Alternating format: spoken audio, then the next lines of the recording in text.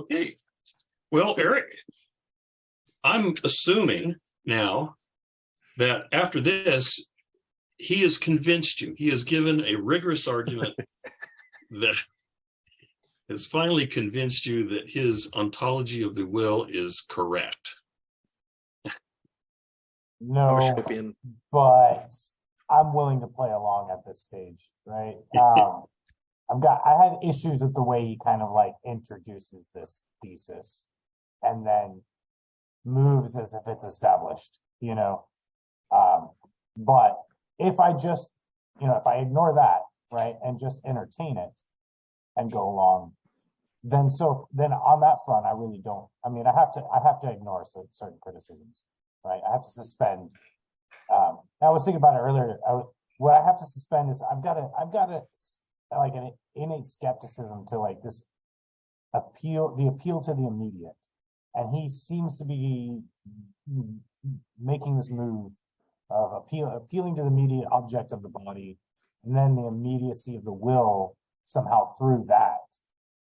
But it's the immediacy of it all that I found it unsatisfactory. Are you talking like alien in use, huh? Everything's mediated. I'm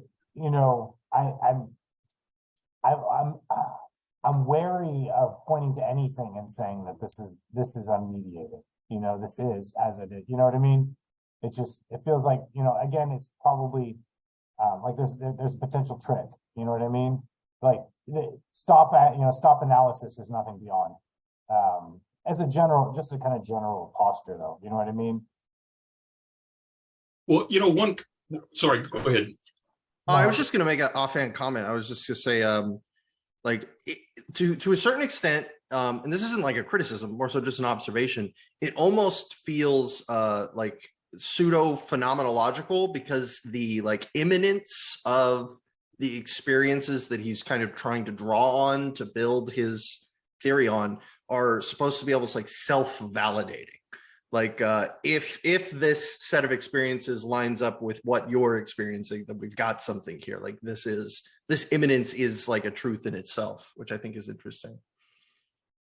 Yeah, I get that feeling too. And that paper that Alistair wrote, or a chapter in a book, Alistair Welchman, he's the guy who translated this edition. He actually draws a lot of parallels between phenomenology and Schopenhauer, but he also said that his interpretation has, I forgot how he put it. Nobody seems to take it seriously. So I don't know.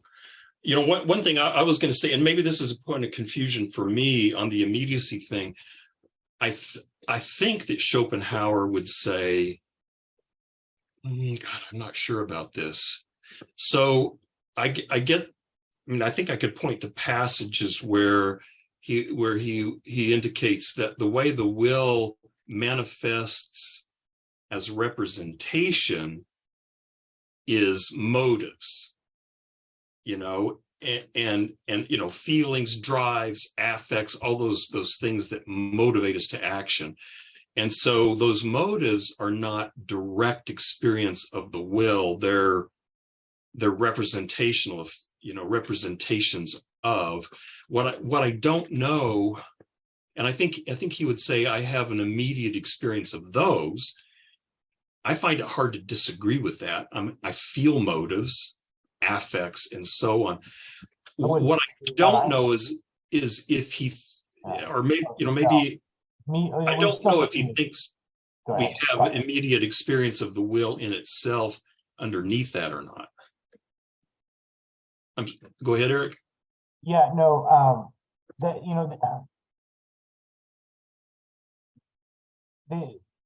no, I just wanted to agree with you. It seems rather like in our experience we encounter our motives, our drives, our inclinations. A will that lies beneath that we don't encounter, right?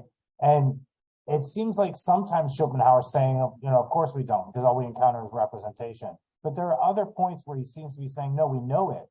We know it immediately. We know it non-representationally, like you were saying, a feeling. Like, okay, okay, well, now it's a feeling and it's not a concept. It's kind of, okay, you've established this in a less rigorous way. And then you've moved on to create this, like, as the monistic principle of all things, like the Parmenidean one behind everything is the will, and it's like, wow, kind of stepped out on a feeling, and then in short order argued that this is behind everything. And so I'm willing to entertain, like, look, move past the point that he's kind of made of a feeling, and then put a whole lot of weight on this, the immediacy of knowing the feeling of it without it being representational. Put a lot of weight on that. And if I ignore that and just look at what else is done, it's interesting, and I can intuitively, like, agree. It's just I don't have, like, kind of like how he indicates earlier, there's not a deduction, there's not a reasoning to back it up. It is kind of a feeling. So if I'm willing to go with the feeling, I can follow. But I'm not going to stop. I'm not going to rest easy with a feeling and a claim of immediacy. And then from this, the principle, the one principle behind all being. You know what I mean? It's a very big. It's a lot of work the will does in Schopenhauer's system, and so how we get there and how he establishes it, I don't know if it supports that. But if like I said, I've probably said it 2 or 3 times. If I ignore that and just kind of entertain it, I think there's a lot to recommend it. Mm-hmm. I'm kind of curious, just, I am going slightly back from just a page from where we started the reading today, but it was a quote that as I was reading through the section, I kind of started a little bit further back and kind of picked back up.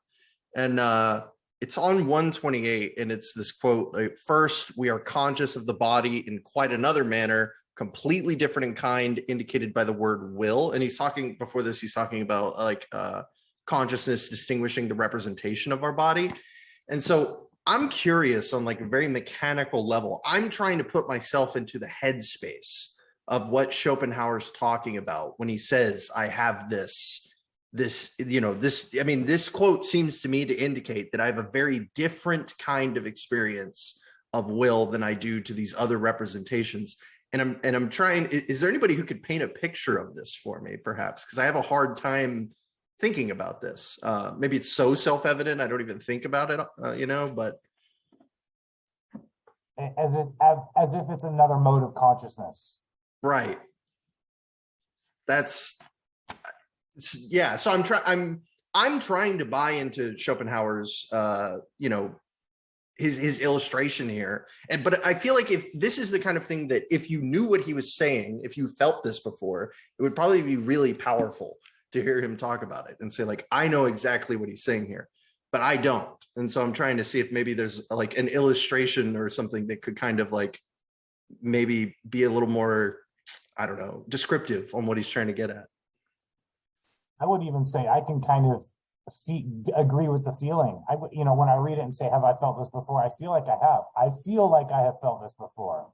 But part of the problem is I don't know, because it's not given in clear reasoning. But yeah, that's also, I'm wary, because sometimes some things we feel to be true, and we feel to be immediate, on further investigation, philosophical investigation, we find out otherwise. You know what I mean? And that's just kind of, I guess that's the big elephant in the room here. You know what I mean? He's appealing to a feeling, to something immediate, and isn't a lot of philosophy precisely doing the opposite of that? Well, I think part of this is what he means, like at the beginning of this chapter, when he's saying we need to find the meaning of this. And right. And I think what he means by the meaning, and like Christian says, this sounds a bit like phenomenology, is the meaning seems for him to mean grounded in something immediate. Because if everything, and part of it, he seems to denigrate representation in a way that, and correct me if I'm wrong, Eric, because I'm really not sure, that Kant seems not to. Right. And, so for Kant, it seems to me that the representation, he uses the word representation, but it is the real thing. I mean, the representation is this is a representation only because it is an object for a subject, which Schopenhauer would agree. But I don't think he would say, yeah, but it's like an illusion or something. I don't think Kant would say that. I think he would say, no, I'm an empirical realist. That's a pencil. Whereas Schopenhauer, he says mere representation. It's this, I forgot the words he uses, but it's like this dream, right? And so there's got to be something that grounds the dream. And I mean, I actually have some sympathy for him in the idea, this sort of phenomenological idea, that if you don't have some immediate experience that you can kind of hang this thing on, then it's just pure groundless speculation. Like I can make up all sorts of stories about what reality is like and all of that. But if it's not connected to something that I have an immediate experience of, it's just, I can make up one system and I can make up another system and I can make up another system. And maybe they're all self-consistent and coherent within themselves. But if they're not grounded in some immediate experience, they're just, one speculation is as good as another. So it seems to be something like, I'm wondering if it's something like that that's kind of driving his wanting to ground it on immediacy.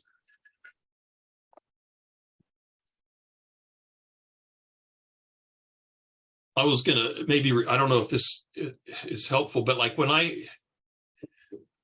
maybe this is too naive and simple an interpretation of what he's saying, but when he talks about motives, when I desire or want something, I mean, it takes a little bit of attention, and maybe this is again why he sounds like a phenomenologist in a way, because it requires a certain kind of attention. But I can feel a desire for something that then motivates me to an action. I feel thirsty. I feel a desire for water. I mean, and if you're really, really thirsty, right? I mean, it's pretty damn intense. And, or I feel, lust, or I feel, I think it's more evident when you have strong feelings, but I maybe I'm wrong, but I think that's where I'm struggling, and maybe this is what Eric was getting at, is those are all representations. And he talks sometimes like we have a direct access to a feeling, a non-representational access to the will that's underneath that. And, this is all the way back from the first page of last week's reading, but on page 119 again, Joey pointed this out. He says, we will be particularly interested in discovering the true meaning of intuitive representation. We have only ever felt this meaning before, but this has ensured that the images do not pass by us strange and meaningless as they would otherwise necessarily have done. Rather, they speak and are immediately understood and have an interest that engages our entire being. And it seems like he's saying there that there is some non-representation feeling of the will, that gives rise to these motives, maybe. And that I have a more difficult time with. I can even entertain it. I'm less satisfied with how he structures the argument or sets up the scaffolding. So in terms of, I like that you've gone to this sentence, the meaning of these representations that make up the world. I liken it to, I guess loosely, the meaning of the image. If I present to you an image of a mother suckling a child, you know what I mean? What is the meaning of this? And if I tell you the meaning of this is love, okay, I've just skipped over several representational or scientific accounts for mammary glands and yada yada. I've cut straight to love, and so I can entertain in the way the meaning behind all of his representations is will, but I feel like I know more about love than I do about will, and I don't know a whole lot about love. And so what is this will exactly? Well, it's a feeling that you know it. You know it. No, I don't. I'm not sure. And so I want more reasons or descriptions, and it's not description, right? He's not saying what is the ultimate description behind all of these representations. I think it's important. It's a meaning, which is it's associated with purpose. It's what with Nietzsche, to find meaning in the suffering.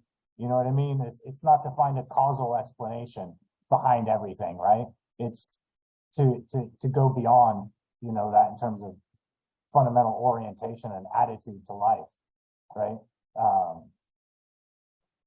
I still think meaning for him seems to be like ultimate ontological grounding. Right. Yeah. This is on page 151, halfway through the bottom paragraph. He says, I, on the other hand, think that the inner essence presupposed by all real necessity, that is, effects of causes, is what gives necessity its meaning and validity in the first place. It's called character in the case of people and quality in the case of stones, but it's the same in both. And so there he uses the word meaning again. And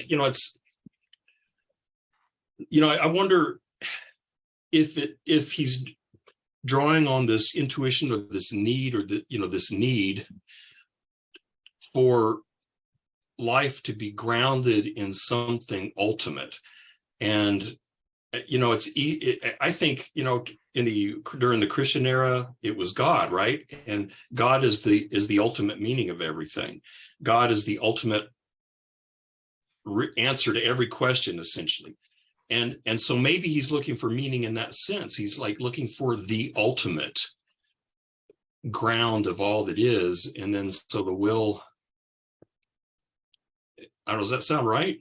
Yeah, no, I mean, there were a few times reading through this passage, I thought the will seems to be God, right? Like as a blind force, not a personable God or a personal God, but as almost like Spinoza's God, if you could reduce it to one principle or one word, right? Will seems to fit. I wanted to say earlier though, when I was saying I know a little bit more about love than I know will, I want to say Schelling, remember when we read Schelling's Ages of the World, he seems to give us a picture where the meaning of the cosmos is love. It just so I can it just seems to he doesn't argue that directly. He sets up a different argument. I got to step away for a couple of minutes. I'll be right back. Just a couple of minutes. I guess one question I wanted to ask is that, so through these like desires, this just straight up confused me. So any clarification here would be helpful. It seemed like on one hand, Schopenhauer very clearly goes out of his way to say that what the will is, and even what the feeling of the will is, has nothing to do with the representations that we think of when we folk will, if you will, or something like that. It's a lot of wills in one sentence. But at the same time, he continues to evoke these ideas to try to communicate the concept of the will to us.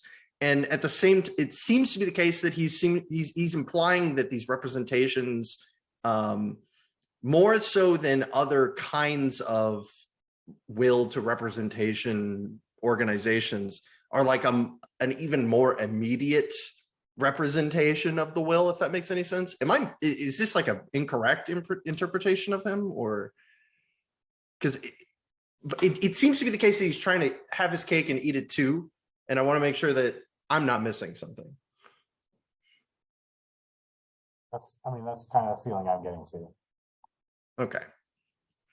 Is there some reason why that he I tried looking for one, but I couldn't really find it, but other than the fact that there is what we would consider a colloquial connotation with these things, and a conventional folk will of sorts, that they would be the things that most directly exemplify this, the will behind the will, if any, almost. I think he says that when he says, partly it's not something we inferred, but something we have immediate experience of. That's why I can't pick any old word.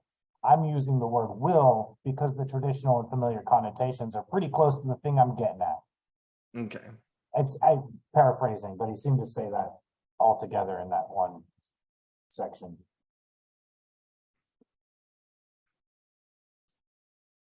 I'm just going to point out the obvious one big difference between God and Spinoza's will is that the will is definitely not providential.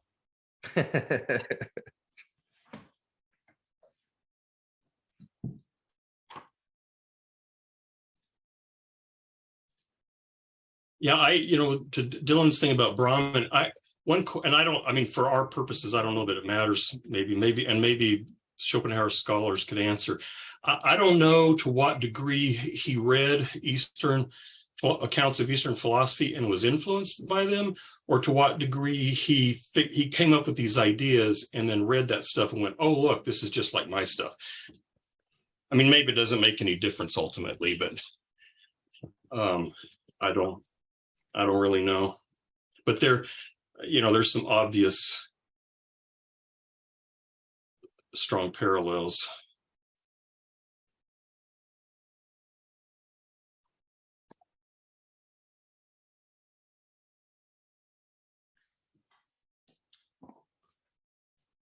I'm trying to find the quote here where he distinguishes was it section 24 is where he's talking about the difference between, or like how he says like will is like can exist in states of desirelessness and calm,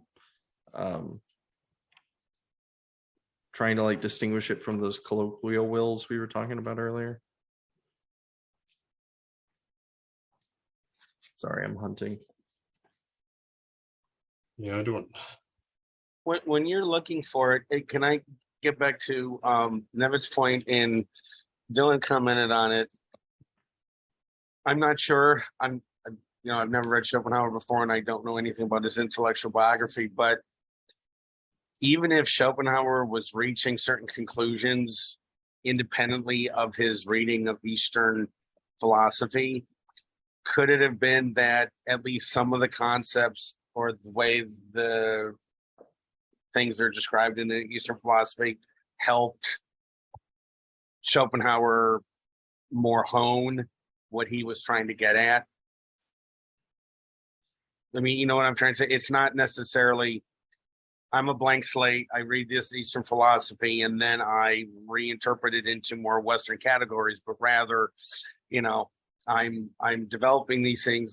I haven't fully developed them, and then he's introduced Eastern philosophy, and like, oh, they're using these terms. This is their description. This is their idea of process. I mean, and is that? And again, I apologize for saying this, but is he really talking about things happening in time? Either in terms of understanding or in terms of manifestation. Because we're seem to be talking about it very statically, that something is, it is, but I don't get a sense that there's time is involved, and I'm not sure if that's what's causing maybe some just questions. With regard to the last point, it does seem like he wants to establish that the will is outside of time. But the manifestations of will, which we recognize as representation, are necessarily temporal. So, the ground is eternal, and the consequent would be temporal, which again, I don't know, poses questions. But think about that for a second. I mean, I'm going to pretend I'm accepting what he said. Will is eternal, but the representation of it enters into time, because isn't it us as human beings who are understanding that representation of the will? And wouldn't something have to wouldn't that suggest that the will would not be necessarily perfectly manifest in time? Because our sense of time and eternal time would be very different. Yeah, I mean, my guess is that what do you mean by eternal time? So I don't know, I don't even know that I have a way of actually even making sense of this. But my sense is that he would say, he wouldn't say that the will is eternal in the sense of it lasting forever, because that would still be a temporal concept. The will is atemporal.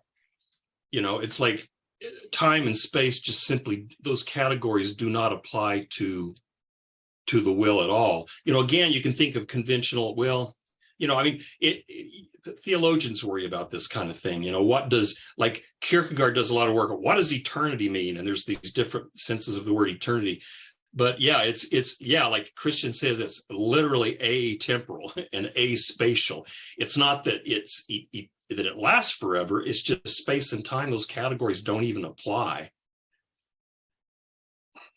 It would be like saying, like the Big Bang, space and time come into being, and so we live in this spatial temporal bubble or frame, and the will, to use this as sort of analogy, would be what's, quote, outside that space-time bubble. But the word outside is a spatial term. There is no space outside this space-time bubble. And so it's kind of like that. Whatever the will, it's not even, those terms don't even apply to it. But what isn't he still? But if he's positing that there's a will initially independently of our understanding of it, and that once we come to understand it, we're understanding it on our own terms, which we do exist in a temporal, chronological world, right? And so what our understanding of the will, could it ever be truly understanding the totality what the will, capital W, is? I would guess not. I mean, I think I would agree. You guys think? I mean, it seems that. I mean, it's like I know, which raises questions, because Kant is really careful about the thing in itself. He says you shouldn't use the word thing in itself in a positive sense, as though you can say something positive about it. It's almost like negative theology. The thing in itself, the only thing you can say about it is what it's not, for Kant. But then, Schopenhauer seems to be saying positive things about it. So that is a bit troubling. Probably gives Eric some heartburn, I'm guessing.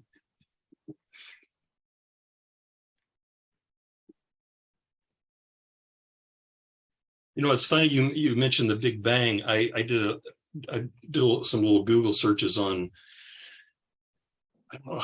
Oh, my son has been taught. My son is one of these guys that just reads everything about everything. And then he comes and tells me this stuff. And so one of his things he's been reading about is quantum field theory, which apparently is kind of the most popular version of quantum mechanics, has is this quantum field theory.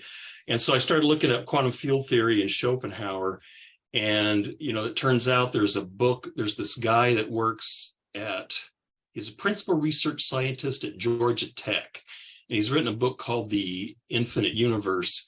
And in this book, he specifically mentions Schopenhauer and draws connections between the will and things like quantum field theory. And so I find that interesting. I mean, I don't understand quantum field theory at all, but my basic understanding is the claim is there's these fields, like a proton field and electron field. There's these different fundamental fields based on certain, so there's these fields, And then there are these excitations in the fields, and the fields never appear to us. We don't have, we never, so they're not phenomenologically present. They're virtual. I mean, this is why I started asking, Chase about Deleuze here, because there have been people who've talked about similarities between Deleuze and this because of his notion of the virtual.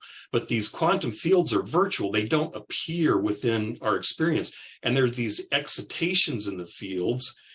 And some of those excitations are also virtual. They never pop into phenomenal reality. But if you have a sufficient excitation, they appear as an electron, for example, or a quark. And so this guy was drawing, so you have these virtual fields that never appear. I don't have any direct experience of them, but then I have an experience of their manifestation in the world through these excitations in these fields. And then the different fields, the quantum fields interact with each other in different ways, and that manifests in the phenomenal world as different kinds of physical particles interacting. I mean, if this is not, I mean, apparently this, and maybe I'm describing it incorrectly, but this is kind of the most popular version of quantum mechanics at the present is quantum field theory. And it does have some, I mean, it has some at least really basic similarities to something like the will, as sort of a virtual field that gives rise to phenomenal appearances. Wouldn't I posted this in the comments, but wouldn't I didn't make this connection for some reason, but Schopenhauer's will would also have to be acausal even after him moving causality into the intuition, right? Like we could never make the claim, if causality is to meaningfully be an aspect of the intuition, we could never say, just like with space and time, that the will causes anything or has any sort of causal relationship with anything. Yeah, but Kant, at least on some interpretations, has a similar problem, right? I mean, Oh yeah, the noumena, totally, yeah. I mean, I'm just there is something interesting about having an imminent experience of something which is non-temporal, non-spatial, non-causal, that like Kant, obviously Kant would reject that. That's the whole point of the noumena, is he would say, well, the reason that seems weird is because you can't have that experience, because all of your experience is tailored by these things. But Schopenhauer seems to be saying that, like, yeah, we have these representations, but there's also something more than that. And that's interesting to me. I'm like combing through the list of things I've felt in my head now, trying to think about, Yeah, I mean, Kant explicitly argues we don't have direct access to the will, right? All we ever experience is the empirical ego, which is representation. Go ahead. Hey, and how do we then? What's the basis for asserting the will's there? That's kind of what we're struggling with, I think. In Kant or Schopenhauer? I mean, because it's a problem for both. I mean, it seems like you guys are effortlessly going from Schopenhauer to Kant and back again, and it's impressive, and it's so I'm not sure, but actually, in all seriousness, both of them. If they're asserting that there's a will, but yet we can't really get access to it, how are they both being able to do that, even if they're doing it in a different way? So I think Schopenhauer seems to say we have access to it, but I'm not convinced of how well he argues for it, right? And if I suspend my skepticism and just follow along, I can, like I said, I can kind of get the feeling of it. But if I scrutinize, I'm not satisfied with his demonstration that we have access to the will, that we have cognitive access to the will. Yeah, it's as another kind of consciousness or something like that. Another way of knowing. Well, even if it's cognitive, could it be it's not through a rational process? I mean, it seems like it would kind of have to be. If we're to have any meaningful immediate experience of something that is outside the scope of all of our other experiences. It would like have to be outside of the, I think at least it would have to be outside of the, well, I was going to say the understanding, but that's like the Kantian term, but like the intuition and all of the implications of like the principle of sufficient reason would have to be put aside along with it. So it would be, and maybe I'm just drawing too much from this. I again, you know, it's hard for me to imagine what this would be like, but I imagine it would have to be a very distinct kind of feeling from all of those that are filtered through that common ground of the intuition and the principle of sufficient reason and the rest of the cognitive architecture. Unless, yeah, I mean, that's just my feeling. So if anybody has another idea. It feels like a little, like a moment of mysticism, you know, bringing it in and putting so much on it. I'm curious, Eric, how would you answer Ed's question about Kant? That's one of the issues though with Kant, like interpretation, and I mean, because the argument for how do we get to a will and know that we can argue from it takes us between critiques. It's a meta critique question. How do we reconcile these? And I'm guessing then that this is not a complete answer. You know what? The impression I got is that in the Critique of Practical Reason, he says, if you're going to have a rational morality, you have to have certain things in place. And one of them is you have to have a free will. And therefore, though we can't prove it, we're allowed to say there is a free will. But like you said, it's not something that appears in phenomenal experience. Right. He more or less, you know, argues that we have to assume that we have a free will because we seem to live in a world where we hold each other responsible, you know, and insofar as we're holding each other responsible, there seems to be some reason behind that. We could have done otherwise, so that we seem to believe in freedom when we judge one another. You know, I can't prove freedom, right? Scientifically, that's what the first critique kind of established.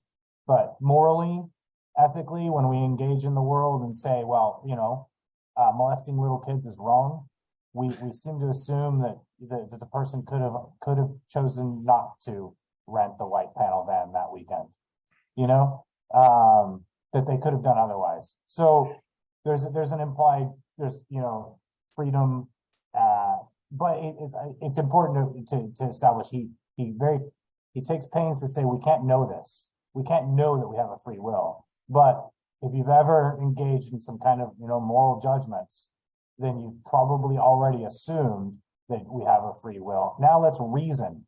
Now let's reason from within the moral framework.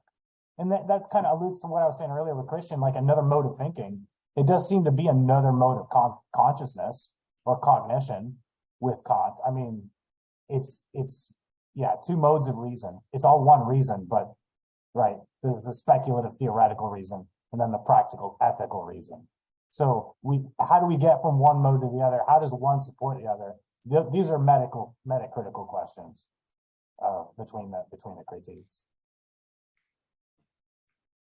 You know, Dylan was in the chat was saying, you know, asking maybe we infer the will, you know, it sort of as a transcendental, well, this is my word, not Dylan's, transcendental deduction.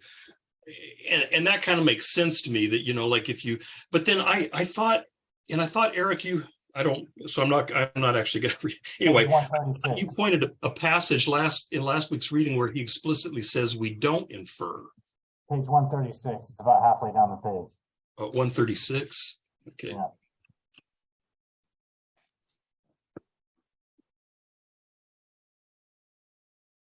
However, I think I would be misunderstood by anyone who thinks it is ultimately a matter of indifference whether the word will or some other word is used to designate the essence in itself of all appearance.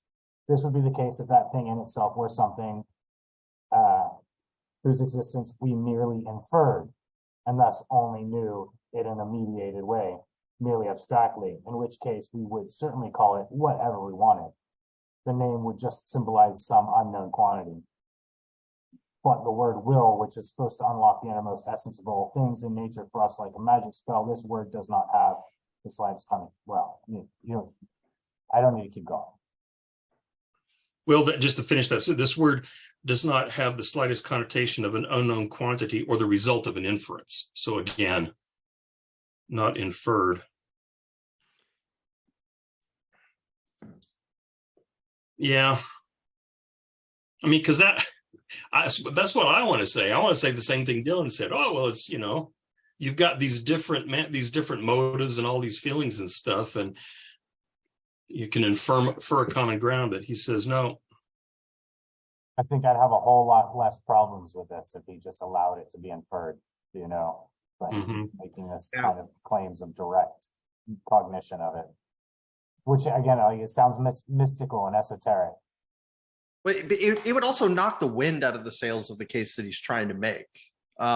Because if it is up for inference, then there's always the opportunity for someone to come in and suggest that his inference is either misguided or inappropriately justified. But if he makes this claim, this hard, direct claim, this true in and of itself immediate experience claim, as long as you can buy into that, the rest follows, right? Like if you can read the words on the page and have like that intuitive spark where you're like, I know exactly what he's talking about, this like immediate experience of the will. He's explaining to you what that is. But yeah, if he was like, yeah, we can kind of infer based on these things, he's like opening the door to even more, he's opening the door to lower hanging fruit of criticism, I suppose. Which is, I'm not saying that's why he didn't do it, but there's pros and cons both ways, I think is what I'm trying to say. Well, yeah, but if it can't be inferred, and again, I mean, you all have studied logic.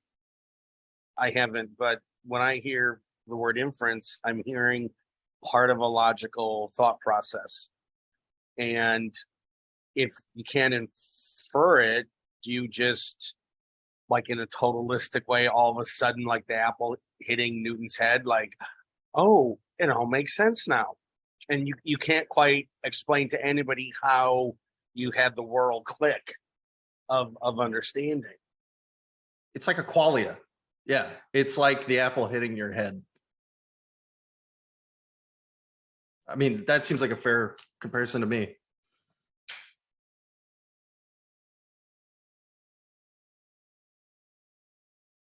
Well, and they say like a qualia, it's specifically not a qualia. So like is doing a lot of heavy lifting there, Well, has he up to now given any clue as to how one could, I'm trying to think of the verb I want to use, arrange their mind, get into that space where that kind of understanding of the will would be more likely? Because that's where I think he could have been affected by Eastern philosophy, because it seems to me that there is such an emphasis there on frame of mind, right? And it's not reason, it's contemplation, it's separating yourself from the ego, your own ego, right? And it is a different kind of,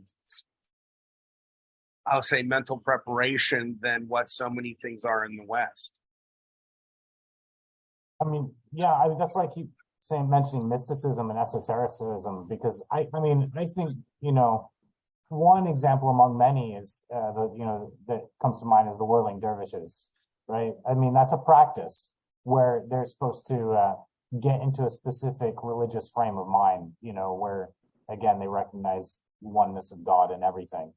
It's not just a big skirty dance. It's deeply religious and has mystical connotations. On the other hand, Christian brought this up earlier.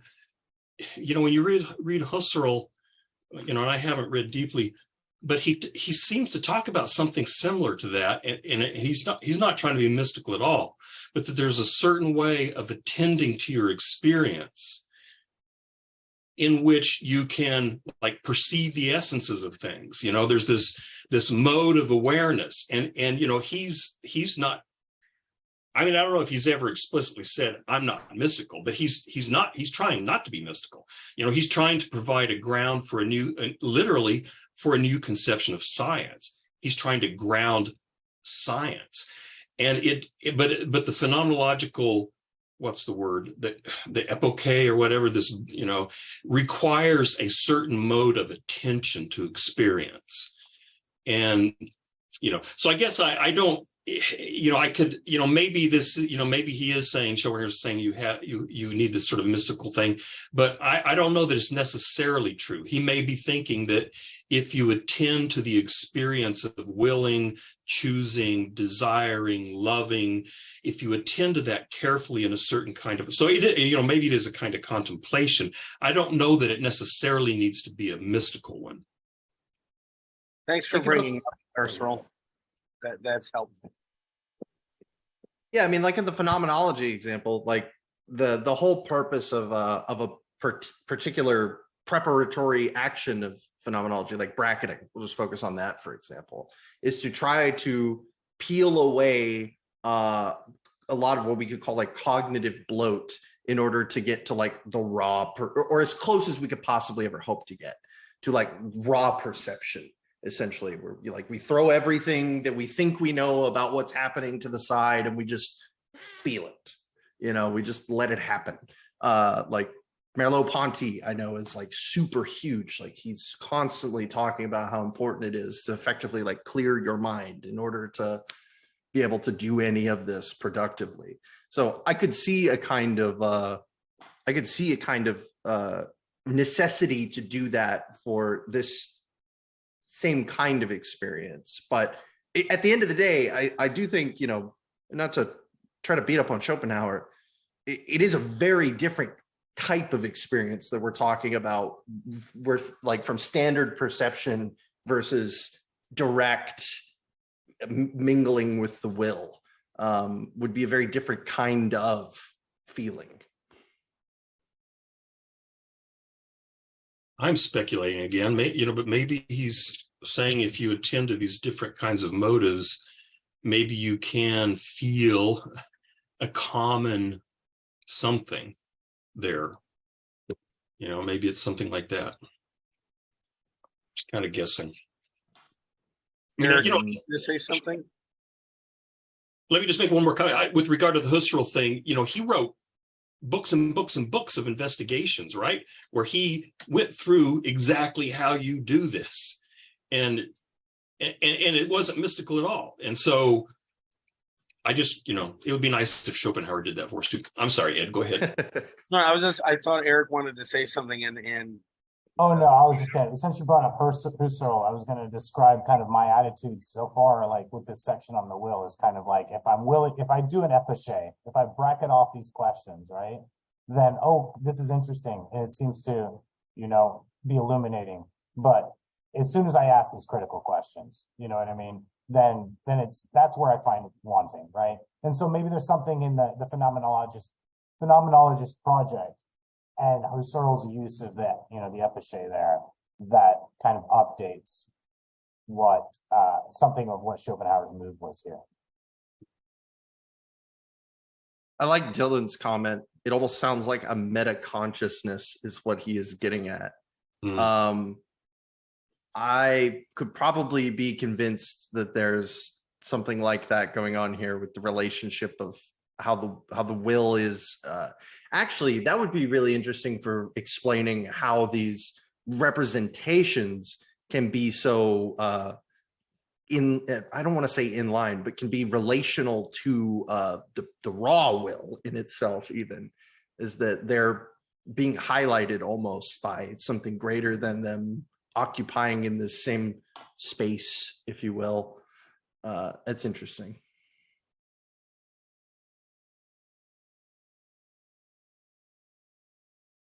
I don't know if Schopenhauer makes that case, at least yet, to be clear, but I think there's probably something there that might make for an interesting paper.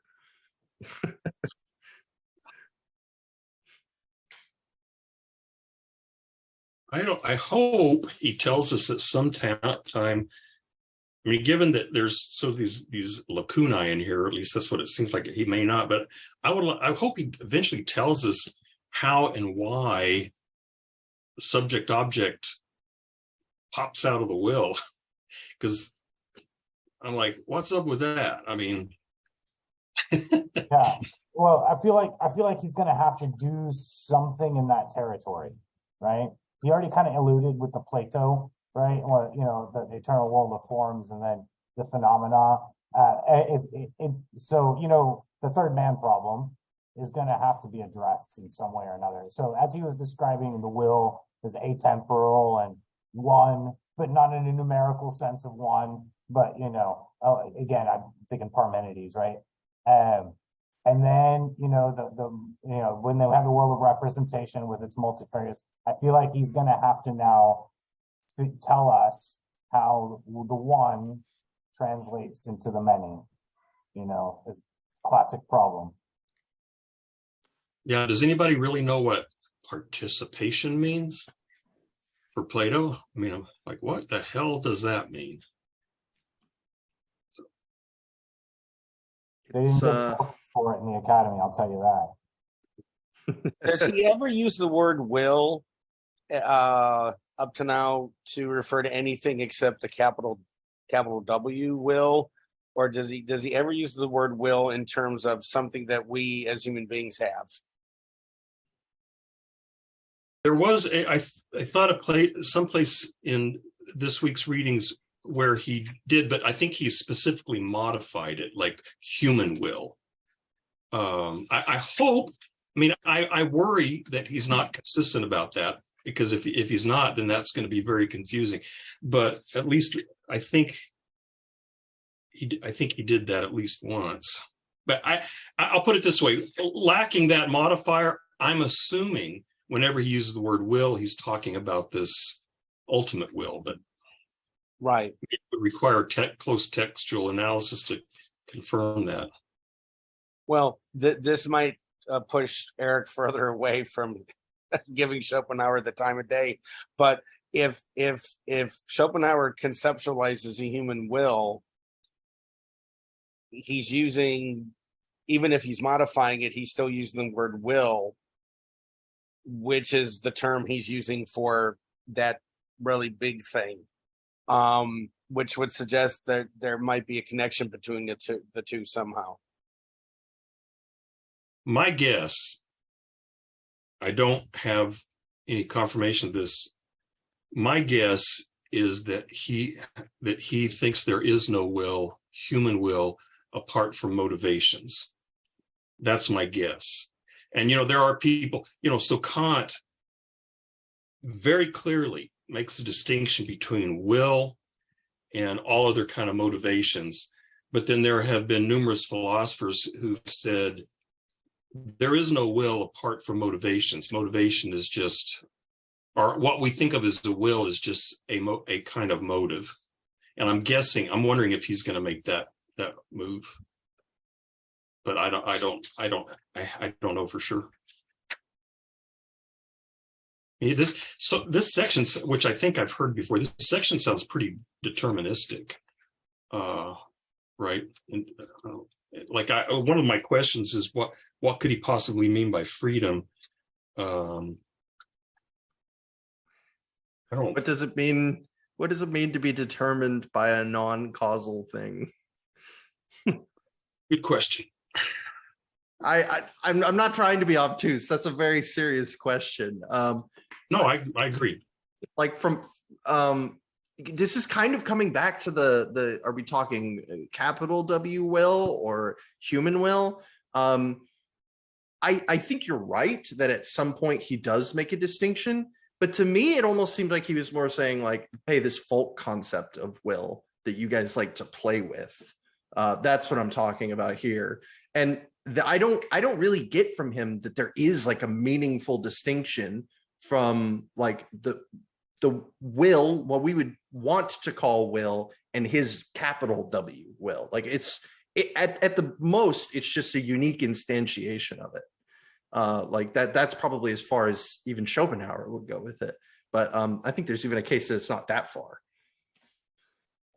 Which, again, I mean, I came in towards the tail end of what you were talking about, but like, if that conflation seems like I think he specifically wants that conflation if it exists to be conflated.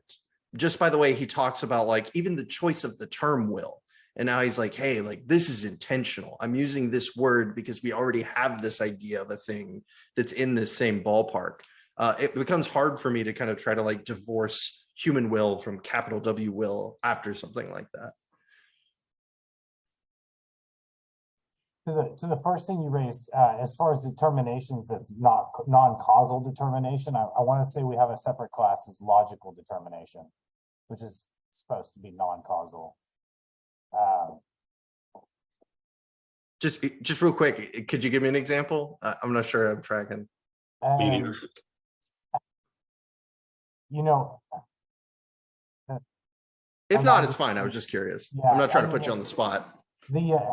I'm just thinking of geometry, you know, Oh, as trying to see how, necessary implication. right? Yeah, math, you know, just, again, that's kind of beside the point.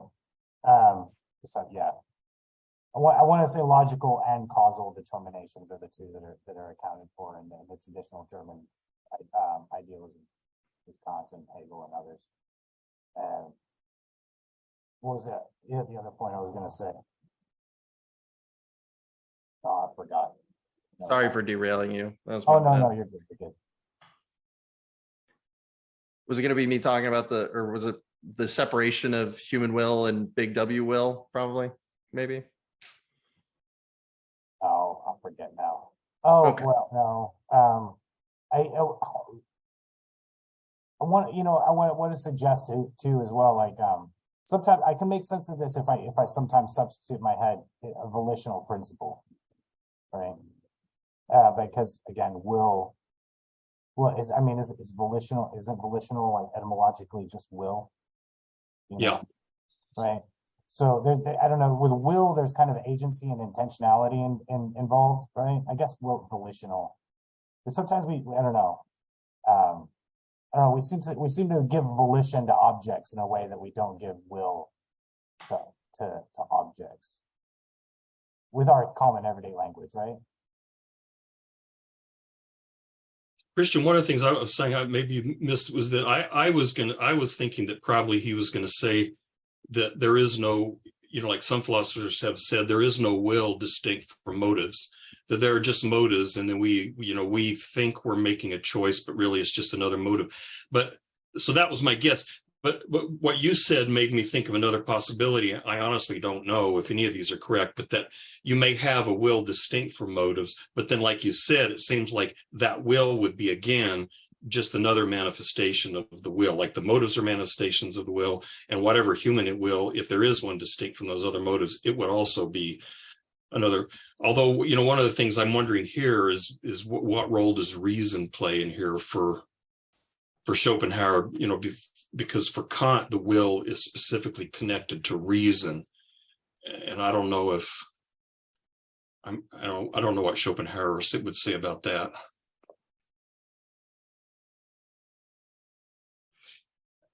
We saw in Spinoza and Kant that freedom and reason were intimately linked with each other. I was anticipating Schopenhauer would do something similar. Yeah, I mean, it doesn't seem like we really have a need for reason. If if the model that we've been building up over this conversation we've been having of this like idea that we can have this kind of imminent experience of this noumenal will, essentially, that and noumenal here is just to try to carry all of the taglines, atemporal, aspatial, acausal, all that jazz with it. Not, I don't think he would like me saying that, but it doesn't really seem like maybe something that Schopenhauer could say is that, like, once we have the immediate experience of this capital W noumenal will, then maybe we can apply reason to try to like extrapolate out from there some necessary implications, things like that. But even then, if this is something outside of the intuition, I don't think it can be said that the principle of sufficient reason can meaningfully apply to it. So to what extent can reason guide us towards any conclusions? Yeah, I mean, that seems to be related to, Ed's question earlier about if the will is outside the principle of sufficient reason, what can you really say about it? Does he say more than he should here? Because seems like a fair question. Because he's talking a lot about the will. And, I remember what he said earlier is reason has to do with conceptualization, right? And then concepts are not, even just in normal phenomenological experience, concepts are not the phenomena, right? You have these immediate intuitions of things, and then you abstractly, they're grounded in intuition, but you have these concepts, and I believe it's reason that does that. Is that right? Does that sound? It's reason that does that abstraction, I think. But then I don't. Yeah, I guess I'm just wondering if he's ever going to make any connection between reason and will. My guess is not, but I don't know. I mean, he could. I mean, don't get me wrong. There's, I haven't finished yet. He might find an angle that it would just be. I'm interested to see if he does do it, how he does it, because it doesn't like seem obvious that he's carved a little hole out. Like this is the reason slot where we're going to plug reason in here. So it'll have to be. I mean, it'll be interesting to see what he does with it, if he does anything. I think it would have to be specifically human will, because rather than because the principle of sufficient reason, he explicitly says, does not apply to, big will. And so if reason does have some connection with will, it would have to be specifically human will. Is his section on desire? I'm glad you brought this up, because when you were talking earlier, it made me think of this, and this is just seeing what sticks to the wall here. Having thought about it now that we've been talking, is this kind of like a distinction where we've got like an empirical will and like a transcendental will, in the same kind of respect that we would have like an empirical ego and a transcendental ego, but for our desires as one like instantiation essentially of the will, whereas on the other end we have this capital W will that we've got permeating throughout all of this. I don't know if there's any use in that comparison there, but it seems to kind of like have a kindred formation. Yeah, that makes me think. So for Kant, so just assume that every time I say the word Kant in parentheses, I have Eric. Is this correct? Every time I say that word, because I could always be wrong. But that for Kant, the will is, I know, is kind of noumenal or something. Anyway, it's not something that appears in empirical experience. And so that's true for Schopenhauer's cosmic will. So it does seem interesting, like it seems like they would both agree that what I experience as motivations are purely empirical. And that there is will that has some connection, to my experience, but for Kant, the will is connected with, or is rational, whereas for Schopenhauer, it seems not only does the principle of sufficient reason not apply to it, but it's just like chaotic and crazy and weird. I mean, right? I mean, that will is just like pure striving, and it's definitely not rational. That doesn't answer your question, but I mean, I hadn't thought about that parallel, that they're both in that will for both of them is something. God, I was going to say doesn't appear with an empirical experience, but then you've got this thing about feeling the will. So I was going to say that to me is probably like that. This can be what I'm going to spend my brain power on before I move to the next section, is really trying to drill down what this relationship between the representations of the will and the will itself is, because I feel like it's not that there's no relation. They're not the same thing. We know that they're not the same thing. He makes that very clear. But there's also no relation between the representations of the will, these like desires, etc., that we have, and the will itself, more so than our other representations. And digging into that relationship, how that could be the case, is probably really huge to figuring out like what exactly is going on here. And I think I don't fully understand that. And Schopenhauer would tell me, well, that's a problem that you don't fully understand that, because I already wrote about it. So, I mean, I don't have an answer here. I'm completely at a loss as to how to square that circle, but. What I want to say is that all those motives, desires, feelings, and all that stuff, this is not helpful. I'm sorry, this is not going to be helpful, but that all of those are manifestations in the field of representation of the will. There you go. But that doesn't explain much. Isn't it all? Sorry. Yes, that too. All representation. That's my point.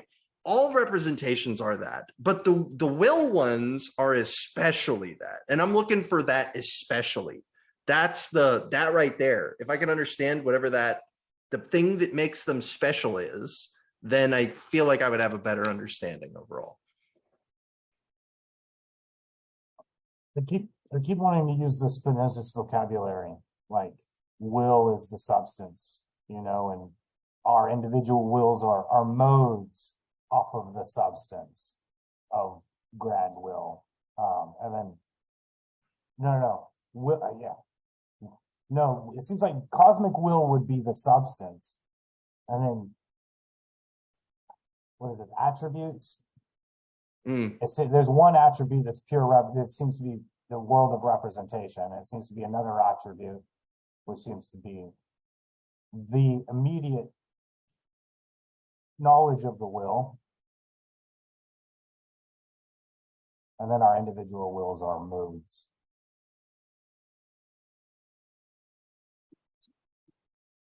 This is the very Spinoza's terms, right?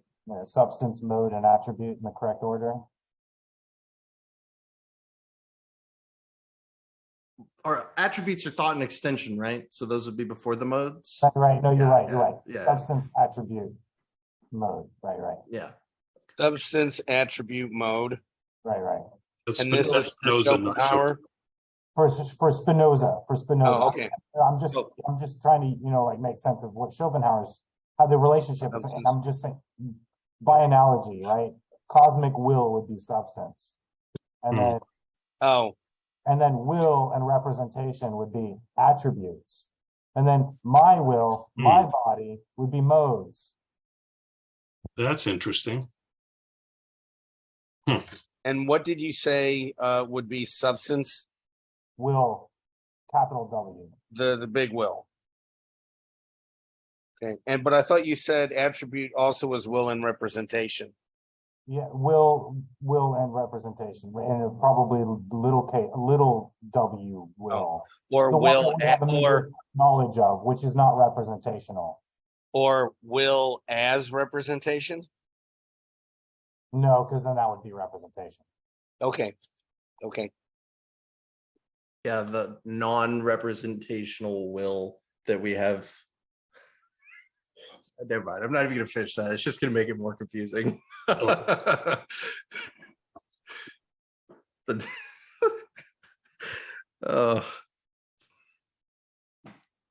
This is the bottom of 150. Forgotten what section it's in. Anyway. We who are pursuing philosophy and not ideology, however you pronounce that, i.e. unconditioned rather than relative knowledge of the essence of the world, that's a bold claim. We take the opposite path and start from what we know immediately and most perfectly and have complete and utter confidence in, from what is closest to us, in order to understand what we know only distantly in a one-sided and indirect manner. From the most powerful, most meaningful, and clearest appearance, we will come to understand the less complete and weak ones. And then I could go on. And so when you said, why is will different? I think it's because we have experience of it. So, in the body, he's saying, I have a privileged experience of this manifestation. I experience my body both as a physical object and as will, whereas all those other things out there, I only have experience of them as object. And so I think that's why I maybe this doesn't answer your question at all, but why are affects and all that stuff so important? It's because that's the only place where I have this privileged immediate experience. And, and so let me read, this is a note I wrote at the bottom of the page. Schopenhauer seems to believe conceiving the will as the thing in itself is justified by two principles. First, the body is an object like other objects, so the inner essence of all objects is what we feel as our own. And second, the principle of sufficient reason defines the nature of all phenomenal things. So, basically it's just my body is a body among things. It's the only one that I have this immediate awareness of the activity of the will. And then he thinks it's like there's these little moments where I almost agree with him, but it's like the fact that I experienced the motive power in my own body, it's a reasonable inference to believe that that same kind of thing is happening in all these other bodies. The way this is why I like saying last week, if you look at that passage from Beyond Good and Evil, Nietzsche presents this as a thought experiment, whereas Schopenhauer just says, no, it's a good inference. It's not an inference, right? Yeah, exactly. It's not. Yeah. It's immediate, unconditioned knowledge. Yes. Yeah, just a small thing. My least favorite thing in all of philosophy is like, oh yeah, we immediately 100% all of us know and agree about this thing. And I'm like, well, I don't. And they're like, yeah, you do. You just don't know you do. I hate that so much. Oh my God. But I guess my issue would be I don't want to frame it as if I'm like picking fights with Schopenhauer. My goal here is not to like prove him wrong. I'm trying to understand whatever, what he's saying with this. But this idea of, I think what you were saying earlier, this like exclusive access that we have to these particular sets of experiences that would be the body as will. I feel like there's a couple of problems with that, in the sense that like, would a human who's only like the one human, let's counterfactual, this will never happen, hypothetical, the one human in existence would have no reason to feel this way, as opposed to like just assuming that it's another part of representation without any special wellness going on behind it, right? Like you would have to project that out and say like, okay, well, this other being is exactly like me in the ways that matter. And I can't experience these particular aspects of them, but you can't experience any of the cognitive aspects of them. So forget what I just said. I mean, couldn't we make the same case for like mind, capital M, is what everything is, rather than will? If this argument is coming from a place of like exclusive immediacy, like I don't have access to y'all's cognitive going-ons any more than I have access to your bodily will goings-ons. So like, is that the argument that he's making from like immediacy and exclusivity, or am I missing something? And I think the reason he wouldn't say just mind, it's got to be tied up with causality, with things happening in the world, not merely knowing, but I don't know if that probably is not a good answer. But I think, the reason he's focused on will is because will is these motives are what make things happen. So the motives are the principle of causality in my own being. And so I think he's specifically concerned with causality. And so if I can experience the principle of causality in myself, then God, see, I almost agreed with him again. It's like I get these little flashes. Maybe these are Schopenhauer intuitions, like, well, yes, damn, of course the rock has will, but then I lose it. So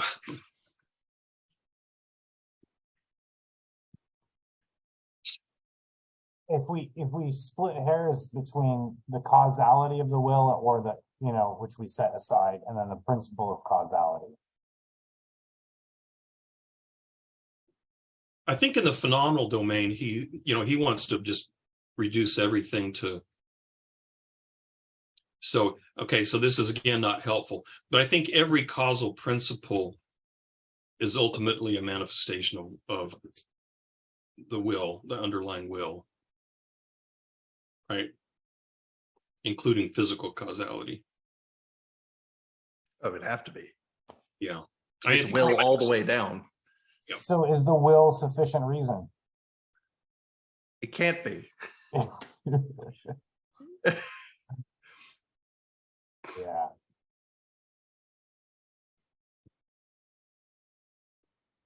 I mean, I can't. It seems like he just ought to be more modest, rather than like that. Yeah, we got this. Because if I experience, he makes these sort of Humean observations that other people make, that we don't have any access to the inner principles of things. I don't have. I was just actually, I've been struggling with this, with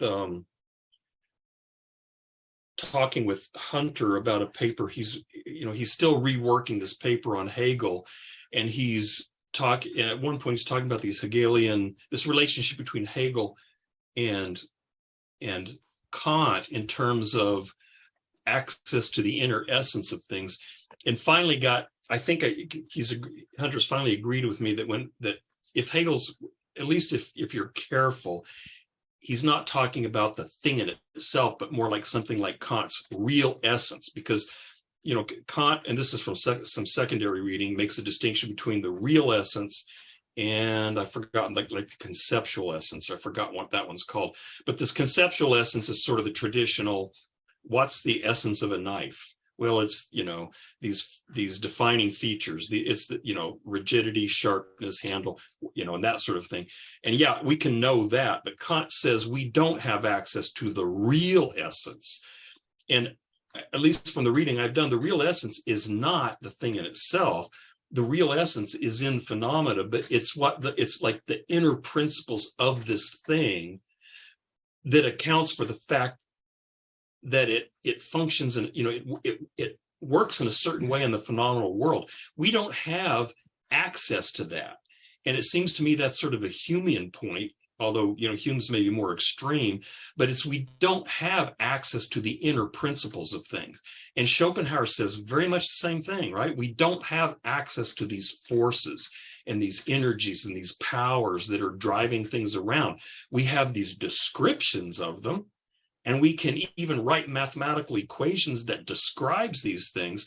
But I don't have, this is, when we read Hume, this is something I really hammer on the students. I do not have access to gravitation. I don't. All I have access to is pressure on my butt, weight, things fall, and so on. And I think Schopenhauer is making very similar observations.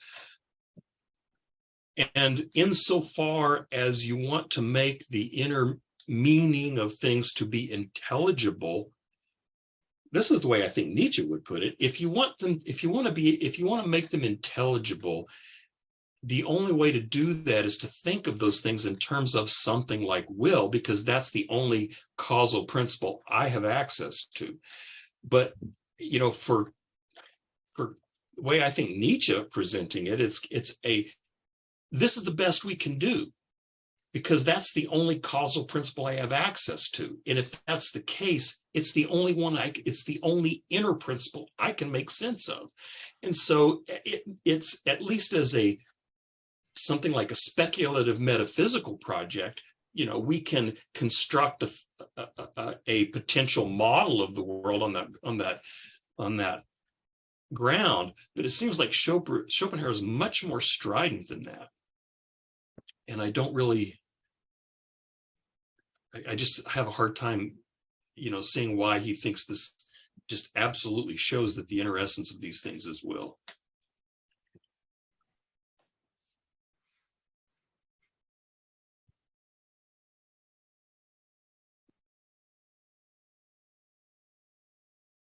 I mean, this might just be a non-answer, but is it like supposed to be self-evident in this experience, this immediate experience of the will, that like it is that essence?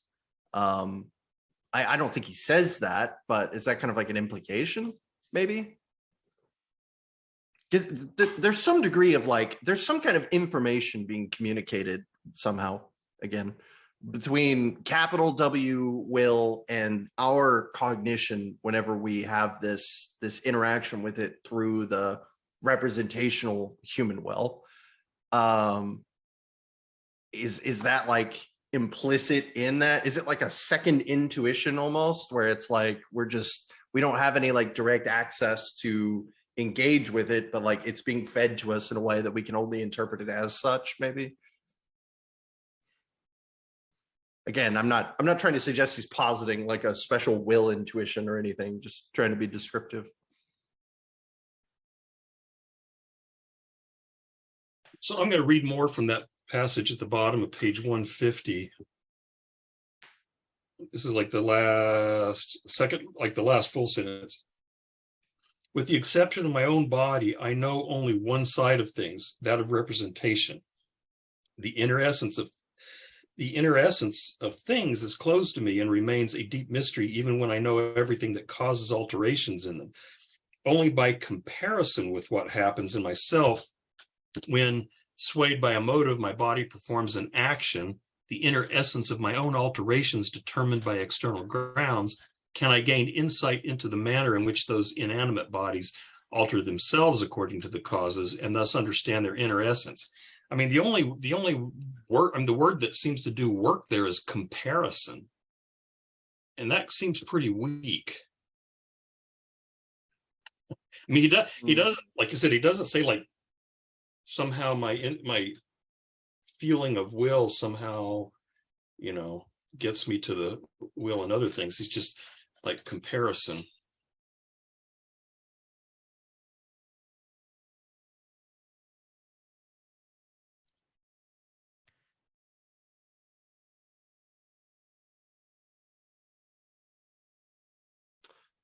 I can know this because my body is the only object where I do not just know the one side, that of representation, but also the other side, which is called will.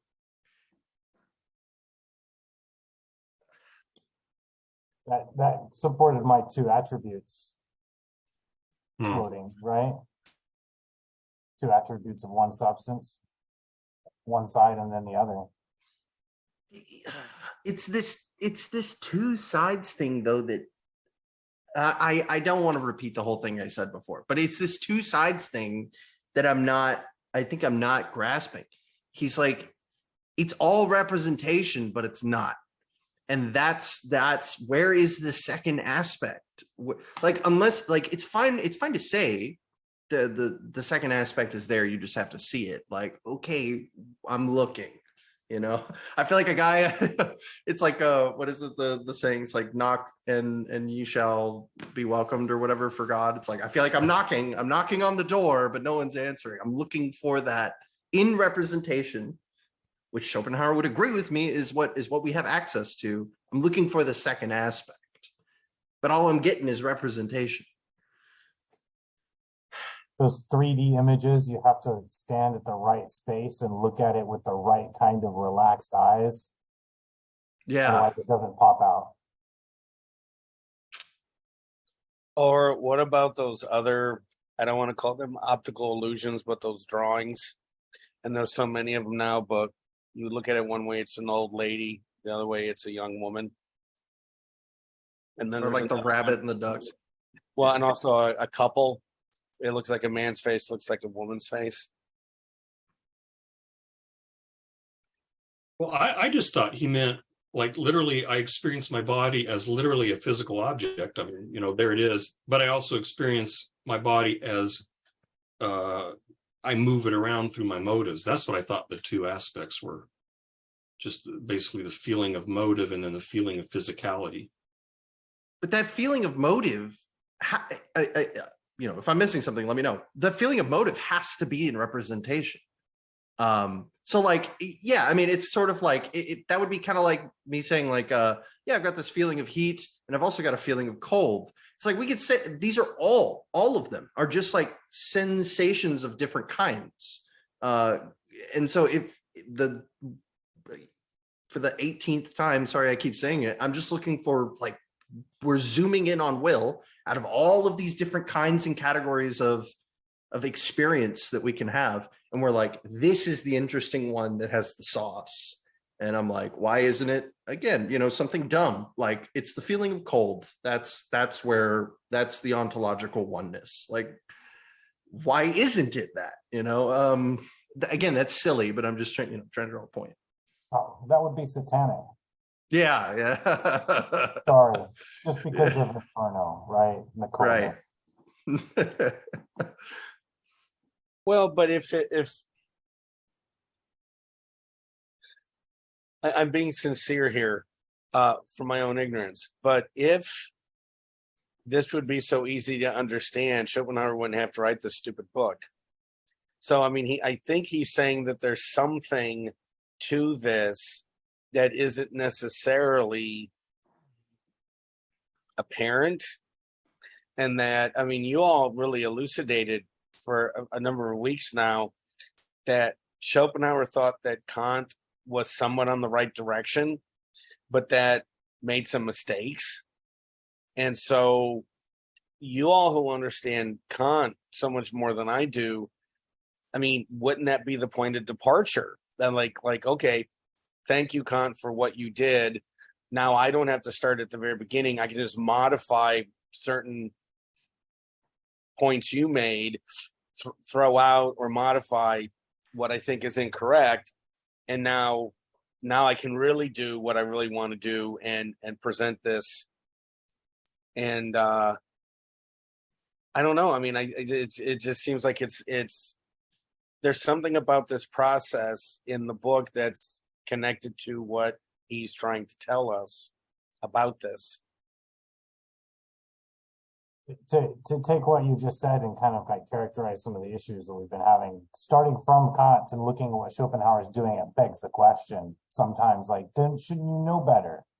Or like, Hegel consciously goes against Kant by trying to, like, the letter, by trying to preserve the spirit by going against the letter. And I think there's something similar in Schopenhauer. He thinks he's doing an improvement. And like you said, cleaning it up, but there's substantive differences. And it's curious because some of these substantive changes, it seems like that's a major non-Kantian move. And I'm scratching my head, like I'm trying to see it as an improvement.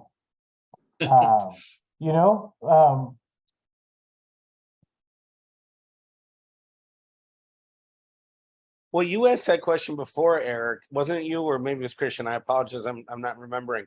But like, try to put yourself in Schopenhauer's head so that if you were in his head, then what he was saying, you wouldn't be so upset about some of the things he was asserting, that you could accept it more. And so if you went along those lines, does that make sense? I mean, wouldn't that be the path to understanding, even if one disagrees with him, to get to where he's trying to lead us? I think that's the problem. That's, we've reached the meat and potatoes of the book, really, with book 2. Like, all of the rest of the stuff is kind of trying to lead us into this. And I feel like even with like causality and the principle of sufficient reason, I could very clearly see like why and how he was doing these things. He's like, look, Kant had this great system. He had all these parts, but we can account for all of that and then some with a couple of moves here and there. And he genuinely, like, there's grounds to believe that, like, if he's correct, he's made an improvement on the Kantian system from that perspective. But whenever, like, building on all of that and accepting everything that's come before, we reach this point now where, like, I feel like some of the concepts that we've started to build, like representation, are kind of breaking down in the presence of the will. And I don't know if that's like, I'm sure that if I could sit down with Schopenhauer and speak to him in English, he'd be able to very clearly identify where I'm off. But just like in the writing itself, that it's that two aspect problem of like, we have these very distinct concepts that he's been hammering us on all the time of like representation and will. These are not the same thing. They can't. We're still transcendental idealists here. Yet they hold this relationship that is unique to this flavor of transcendental idealism. I don't know. One thing with regard to your, the two aspect thing with regard to my body, I granted that motives are representation. So I think that's right. My body's a representation, motives are representation. He might say though, that motives, that I experience my body just as a body one way I experience it is an object among objects, just like any other object. Granted that motives are representations, but they are representations in which I more directly experience the activity of will. He might say that. He might also, alternatively, he might also say that, this business that we're struggling with, that he seems to think we can feel will underneath these things somehow. I just don't want to say that, but that does seem to be what he suggests. And if that's the case, then maybe that's what he's talking about. This representational stuff, body, maybe even motives, but then also this feeling of will. And that's the privileged experience here. One of those two, maybe. I'm not saying that's a good answer. I think it's probably the second one. I think that's what Schopenhauer wants to say. I'm just trying to make that work for me, really. Yeah. So all this is just like an analysis of trying to see like what are the limits of this system, in trying to really dig down into what that means. What does that look like? Because it's hard enough. Like if you have like no conception, I'm not, to be clear, a scholar of Kant. Like I'm working on it, but I'm not there yet. And but even just going through the way Kant splits up his world of phenomena and noumena can be like very confusing and very easy to cross wires on and to make claims that you just can't substantiate with this system. And it's there in the beginning, when we're strictly talking about representation, there's a lot of places where Schopenhauer's like, yeah, we got all these representations, baby. That's what we got. And then we get to the section on will, and he's like, except for we have more than that. And I'm like, oh, okay. I don't know what's happening anymore. I want to read a sentence from the, I found Eric's comparison with Spinoza helpful, and then I'm like, but can we really, is that really a good way to go? But I want to read this sentence from the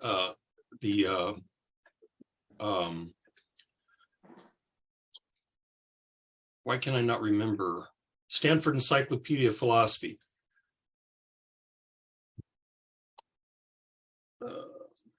It says, a primary inspiration for Schopenhauer's double aspect view of the universe is Spinoza, who developed a similarly structured metaphysics and who Schopenhauer had studied in his early years before writing his dissertation. So, because I find that helpful, thinking of the will and representation as a similar thing.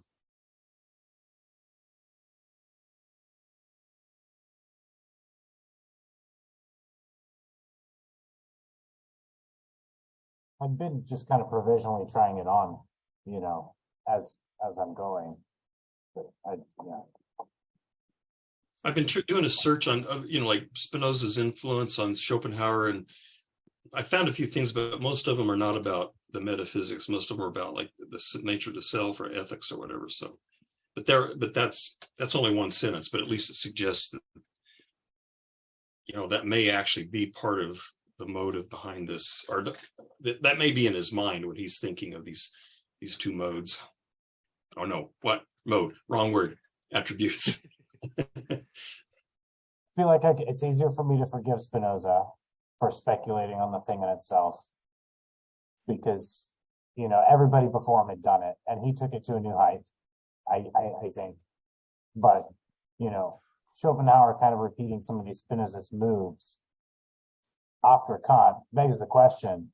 You're making this claim about will as thing in itself, and that we have access and cognition of. Another potential. Oh, sorry. Go ahead. Go ahead. No. Something that just came to my mind is, just to bring more like esoteric Kantian stuff into this. I think it's easier to credit Spinoza as having like a multi-aspect view of substance as opposed to multi-world, because it is a monism fundamentally. But the way, like, Nevi, you brought this up earlier, the way Schopenhauer talks about representation, these mere representations, as if they are these like illusory aspects almost, seems to indicate that he has more of like a two-world view of the relationship between representation and will than he does a two-aspect, like you might interpret from someone like Kant or Spinoza even. Like Spinoza would be a infinite multi-aspect technically, but and that might be an issue for Schopenhauer, just based on the way he treats representations, that he's like even further alienating them from what is supposed to be, or at least seems to be now presented as like very close to each other. Yeah, I mean, when Eric was talking about that, it did help me. It gave me a way of thinking about this that made a little bit more sense. But one question I keep coming up, or that keeps popping into my mind.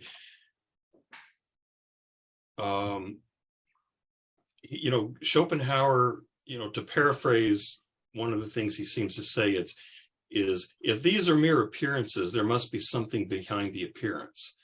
And I mean, I think, Kant, similar kind of thinking, there's got to be something that gives rise to the appearance. There has to be.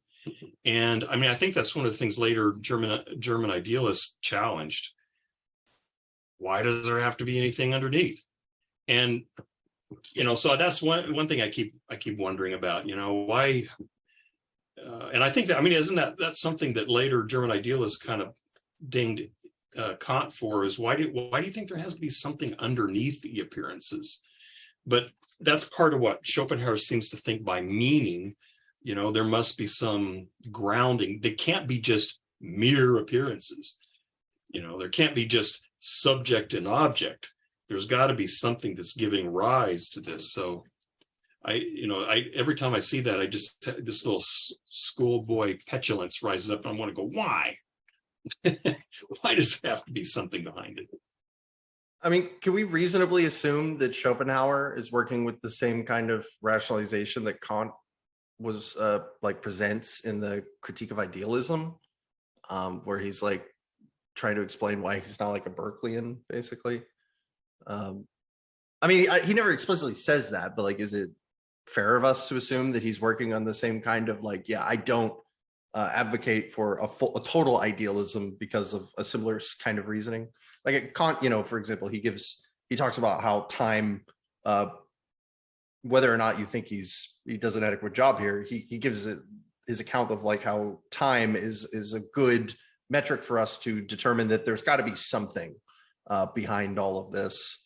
Behind is a terrible way of saying that, but you get what I mean.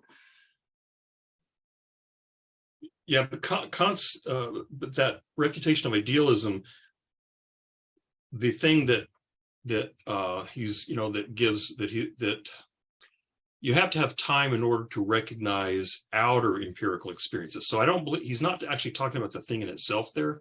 He's talking about outer empirical experiences. Is that correct, Eric? Like when in his refutation of idealism, he's saying, that there's this temporal sense. There must be, I mean, because that's part of one reason he's saying he's an empirical realist. There has to be an empirical reality that you can, that you can measure this temporal sense again. But I don't think he's not talking about the the thing in itself. Is that correct? Right, he's not making reference to the thing in itself, but I think there's something, might be something to Christian's kind of movement here, or suggestion. From memory, it's been a while since I looked at the refutation of idealism. It's kind of like what you said. We can't have an independent, free floating inner sense that from which everything is grounded on. There must at least be an outer sense, things outside me, for me to have an inner sense. And vice versa. They end up being mutually, inner sense and outer sense end up being mutually dependent. Neither one. That inner and outer are both in the empirical domain, right? Right. That's right. That's right. But it does seem like he does make an appeal to the will as inner, right? It's something we recognize in our inner sense. But it does seem to kind of indicate that we can only do this after, right, taking stock of the world outside of us. So I do think, as far as the Kantian argument from the refutation of idealism, would Schopenhauer also follow or accept that argument as a refutation of idealism, or accept that argument also as being consistent with how he gets us to the will? I think so. Because that even goes into the thing we were talking about earlier with this identification of the will through comparison, even. There's that internal external dichotomy going on there as well. Without an external, there would be nothing. It would just be all internal will all the way down. Right.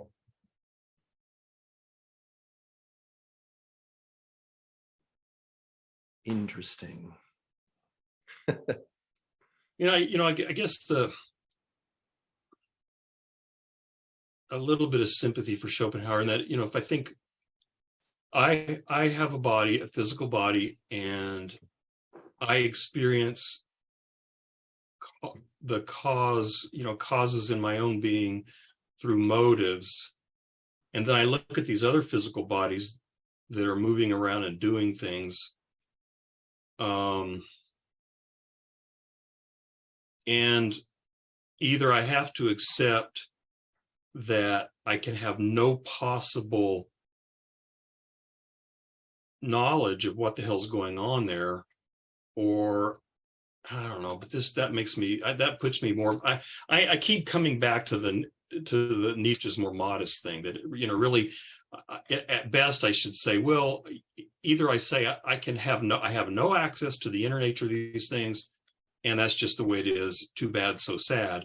Or I could speculate that there's something going on similar to will, but that's where I keep ending up. I can't seem to get at the sort of definite confidence that Schopenhauer has in that.